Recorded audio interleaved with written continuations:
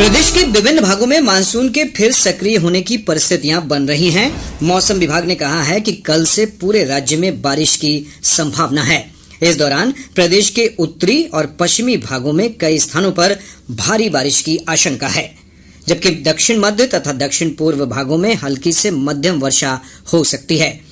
मौसम विज्ञान केंद्र पटना के वैज्ञानिक राकेश कुमार ने बताया कि अगले 24 घंटों के दौरान कटिहार, बांका, सुपौल, अररिया, सीतामढ़ी, मधुबनी और दरभंगा समेत राज्य के दक्षिण पूर्व, उत्तर पूर्व और उत्तर मध्य भागों में कई स्थानों पर मेघ गर्जन के साथ वज्रपात की आशंका को लेकर येलो अलर्ट जारी किया गया है।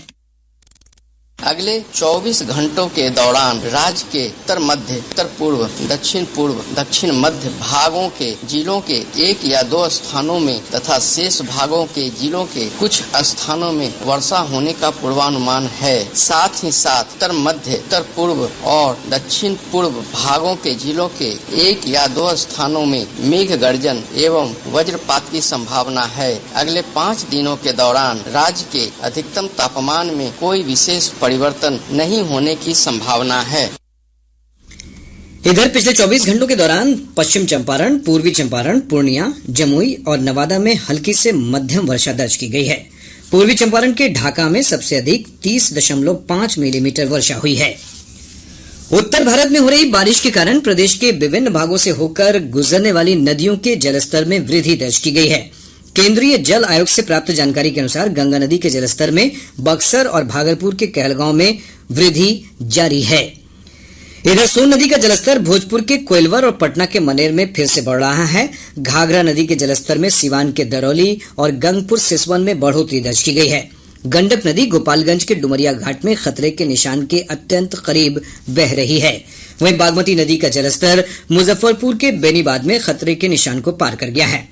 कोसी नदी का जलस्तर खगड़िया के बलतारा और सुपौल के बसुआ में लाल निशान के पास बना हुआ है। फिल्म चंपारण मटन का ऑस्कर के स्टूडेंट अकादमी अवार्ड के सेमीफाइनल के लिए चयन किया गया है। पहली भारतीय फिल्म चंपारण मटन का नैरेटिव कैटेगरी में मुकाबला अर्जेंटीना, बेल्जियम और जर्मनी की फिल्मों से होगा।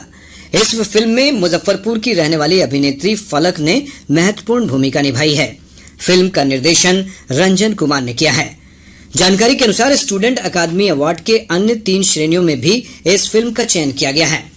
फिल्म की कहानी एक ऐसे व्यक्ति के इर्द गिर्द घूमती है जिसकी नौकरी कोरोना काल में लॉकडाउन के कारण छूट जाती है और वो सभी परेशानियों के बीच परिवार को खुश रखने के लिए स्टार्टअप की शुरुआत करता है। देश में नई शिक्षा नीति को लागू करने के 3 साल पूरे हो रहे हैं। शिक्षा को सहज, सरल और रोजगार उन्मुखी बनाने के उद्देश्य से 29 जुलाई 2020 को नई शिक्षा नीति लागू की गई थी। शिवहर की प्रमुख शिक्षाविद और चिकित्सक डॉक्टर नूतन सिंह ने नई शिक्षा नीति को भविष्य में शिक्षा क्षेत्र में बड़े और लाभकारी बदलाव का आधार बताया है। पटना के वरीय पुलिस अधीक्षक राजीव मिश्रा ने खगौल थाना में पदस्थापित एएसआई को एक दुकानदार को धमकाने के मामले में निलंबित कर दिया है। सीतामढ़ी जिले के सैयारा थाना क्षेत्र से पुलिस ने अवैध हथियारों का कारोबार करने वाले 3 लोगों को गिरफ्तार कर लिया है। सहरसा के सलखुआ में ब्लॉक चौक पर आशा कार्यकर्ताओं ने अपनी विभिन्न मांगों को लेकर आक्रोशपूर्ण प्रदर्शन किया। केंद्र सरकार 9 अगस्त से 15 अगस्त तक देश भर में मेरी माटी मेरा देश कार्यक्रम का आयोजन करेगी। इसके तहत लगभग 7,500 विकास खंडों से चयनित युवा दिल्ली के कर्तव्य पथ पर जुटेंगे। इस भव्य समारोह में युवा अपने राज्यों के ग्राम पंचायतों या सभी गांवों की मिट्टी अपने साथ लेकर आएंगे। इस कार्यक्रम की परिकल्पना आजादी का अमृत महोत्सव के समापन के रूप में की गई है। आजादी का अमृत महोत्सव कार्यक्रम की शुरुआत 12 मार्च 2021 को साबरमती से दांडी मार्च के साथ हुई थी। संसदीय कार्य मंत्री प्रहलाद जोशी ने कहा है कि लोकसभा में कांग्रेस पार्टी द्वारा पेश किए गए अविश्वास प्रस्ताव पर विपक्ष एकजुट नहीं है। संसद भवन के बाहर मीडिया से बातचीत के दौरान उन्होंने कहा कि अविश्वास प्रस्ताव के पश्चात का घटनाक्रम ये दर्शाता है कि विपक्षी दलों में इस मुद्दे पर सहमति नहीं है। विपक्षी दलों द्वारा मणिपुर का मुद्दा उठाए जाने पर प्रहलाद जोशी ने कहा कि गृह मंत्री अमित शाह स्थिति की समीक्षा के लिए 3 दिन मणिपुर में रहे और वो लगातार स्थिति पर निगरानी रखे हुए हैं। राज्य सरकार ने दरभंगा में सोशल मीडिया के माध्यम से सामाजिक सौहार्द बिगाड़ने की आशंका के मद्देनजर आज से 30 जुलाई तक सोशल नेटवर्किंग सेवा पर रोक लगा दी है।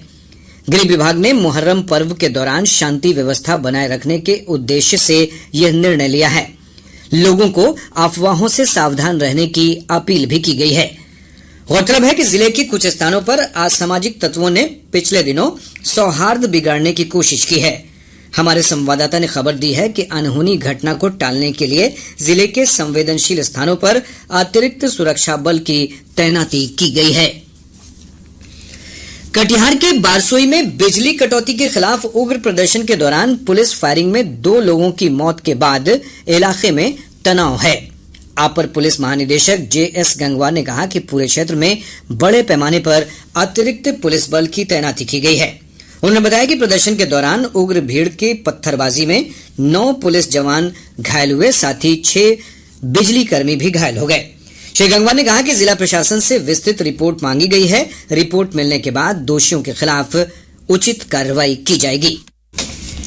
प्रधानमंत्री नरेंद्र मोदी ने कहा है कि आजादी के इतने दशक बाद देश में ऐसी सरकार आई है जो किसानों की आय बढ़ाने और उनके खर्चे कम करने के लिए लगातार कदम उठा रही है।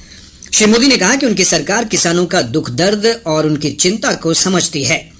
प्रधानमंत्री आज राजस्थान के सीकर में किसान कल्याण को समर्पित विभिन्न योजनाओं की शुरुआत कर रहे थे। इस अवसर पर प्रधानमंत्री ने 1,25,000 PM किसान समृद्धि केंद्र राष्ट्र को समर्पित किए। श्री मोदी ने यूरिया गोल्ड का भी शुभारंभ किया। प्रधानमंत्री ने बटन दबाकर प्रधानमंत्री किसान सम्मान निधि के अंतर्गत 14वीं किस्त जारी की। इसके तहत लगभग 17,000 करोड़ रुपए की धनराशि DBT के माध्यम से प्रदेश के 75,84,538 किसानों समेत देश भर के 8.5 करोड़ से अधिक लाभार्थियों के खाते में अंतरित की गई है।